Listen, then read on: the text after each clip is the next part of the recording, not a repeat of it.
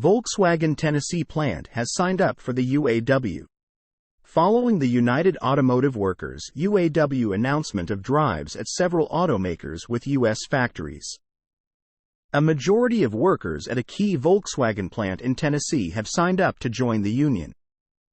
The UAW says it has secured over 50% of workers at Volkswagen's factory in Chattanooga, Tennessee, according to a report on Tuesday from Bloomberg.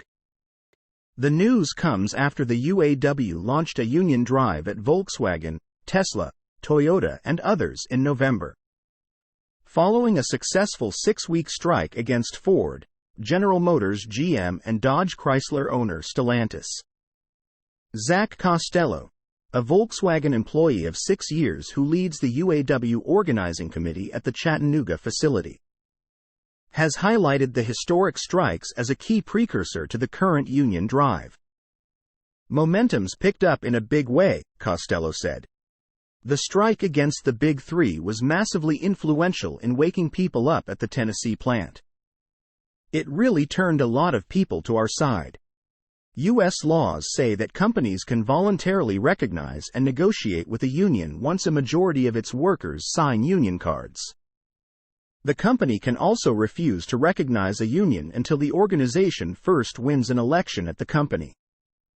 According to the UAW, the union will seek recognition at facilities upon receiving 70% or more of the site's workers. All workers should have a voice, and the success at VW is showing workers across the country what is possible.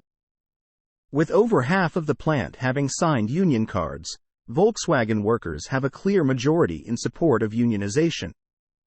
"We respect our workers' right to decide the question of union representation," wrote Volkswagen in December.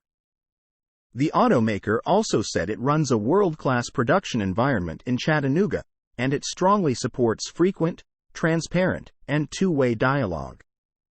According to Volkswagen's website, the Chattanooga plant employs roughly 5,500 workers who make an average of $60,000 a year or more.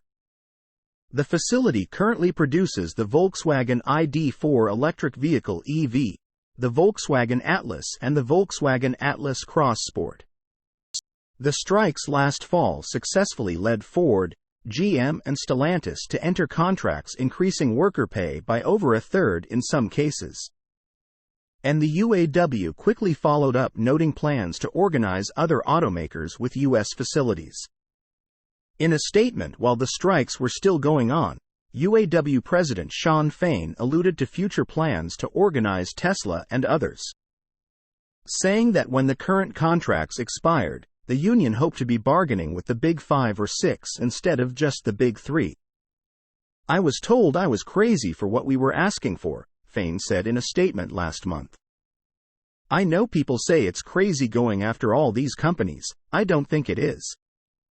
I think workers are ready. I think now is the time."